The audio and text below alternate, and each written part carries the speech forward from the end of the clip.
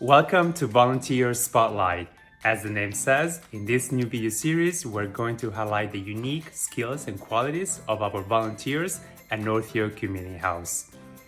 Hi, my name is Lorenzo and I'm the online programming coordinator at North York Community House. In this video, you're going to get to know our volunteers better and you're going to learn a bit more about our programs. Without further ado, let's get this video started. Hello everyone. Hi Abby, how are you? Hi, how are you? I'm good. You? I'm good. Just relaxing. Okay, that's good. That's good. You're still in school, right? Yes, I am. I'm completing university right now. So I'll have my degree pretty soon. Exciting. What is your degree in? Biology and psychology. Okay, I like psychology. I don't like biology. So No, I'm really into science, so that's all okay. me. Okay. Good for you then. Okay, so Abby is a volunteer at North York Community House. She's volunteering for the program. Abby, would you like to tell us what the program is? So the program is called the Citizenship Test Preparation Program. It's like a course you take over a few weeks that goes over all the content that's going to be on the test. We discuss it in depth on one day, and then another day we have practice questions and we go over the questions with students. So it's a really good tool for people who want to take the citizenship test to become a Canadian citizen who need a little bit of support. Nice. It sounds interesting and intense at the same time. So, what is one thing that you enjoy the most about the program as a Right. volunteer?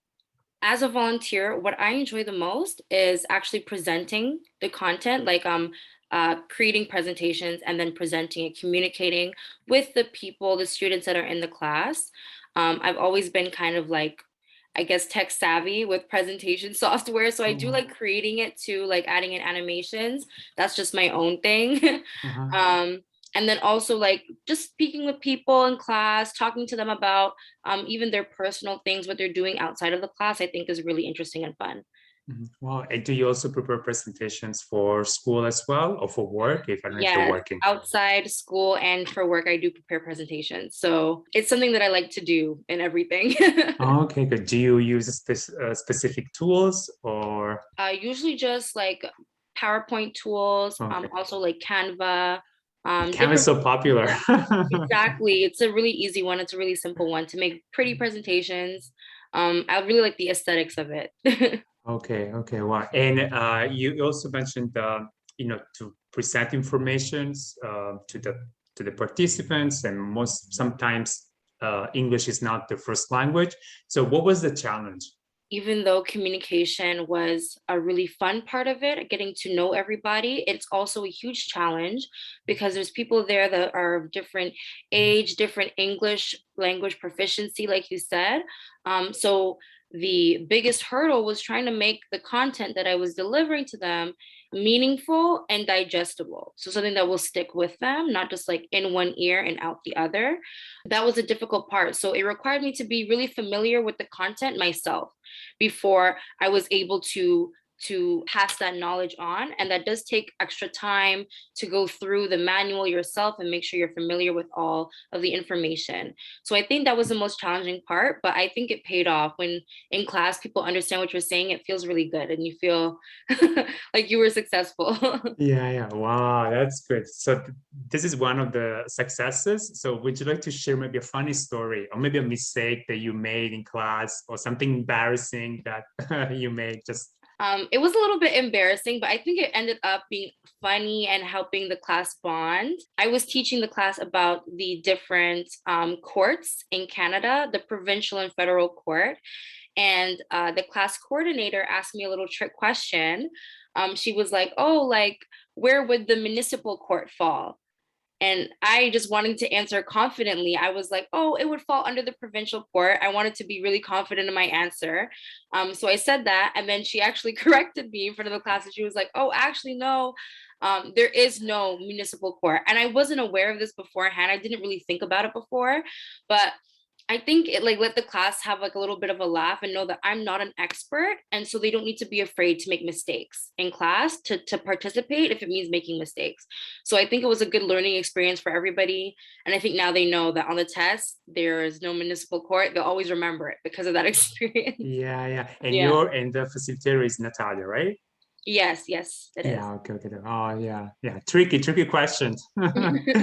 Yeah. So now, can you now show off your knowledge about the Canadian history with your friends, for example?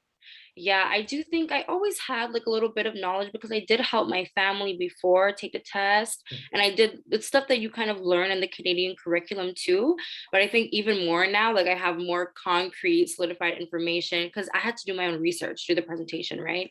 I think now, I'm not an expert, but I definitely know a lot more than my peers, I Yeah, think, about the topic. And I think people in the class probably know a lot more than the average Canadian as well after the course. for sure, for sure. And how did you juggle between, being in school, doing prep work for school and volunteering? Do you have like, time management, like skills or? Yeah, so time management was actually a huge part because I was working full time and in school while doing the volunteer program. I actually ended up dedicating half a day off of work. I took it off so that I could help volunteer, so that I could prepare in those times.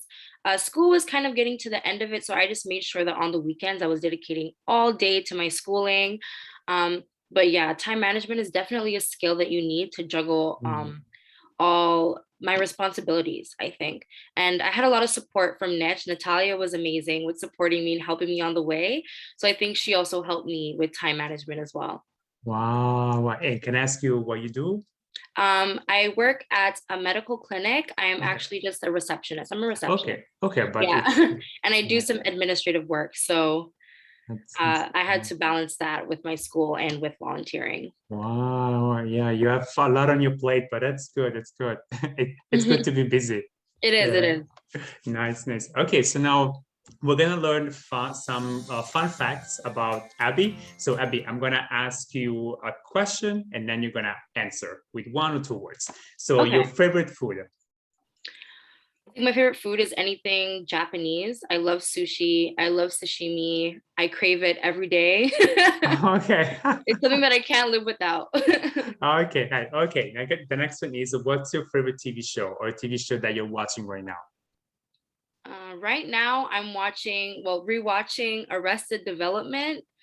Okay. I watched it a long time ago. It's a really funny sitcom, and honestly, it's like one of those shows you can't get enough of. Like I could rewatch it probably 7, 8 times, and it would still be hilarious. No way. Okay, I never watched that. Okay, that's I need to watch it. Yeah. Okay. The next question is, what is the most beautiful country that you have ever visited? I haven't Country or visited city? Yeah. I haven't visited too many places, but I went to the Dominican Republic and I thought it was beautiful there. Like off the resorts, there's lovely beaches. They have like mountains that are gorgeous. So yeah, I would have to say Dominican Republic. Right. Okay. Okay. And the last question is, what's on your bucket list? One thing on your bucket list. Well, that kind of ties in with the last question because I want like to travel Mhm. everywhere, like all over the world, all over Asia, Europe, Africa, Australia. I want to go everywhere, like immerse myself in the culture, try the food. That's one thing I know Mhm. I want to do for sure, travel. Okay. So, what is one city that you would go to if you could, like tomorrow? I think definitely um, Delhi in India. Really? Okay. Yeah, I had a couple friends that came from there that I was living with on exchange, and they were showing me pictures. It looks like such a beautiful city. They have so much history there too. Mhm, mhm. So I definitely want to go there. Okay, so this is it. If there is anything that spoke to you regarding what Abby said, make sure to write it here in the comments. So thank you, Abby, for being here with us. Thank you so much for having me. No, thank you. And yeah, I will see you next time. Okay, All take right. care. Take care. Bye bye.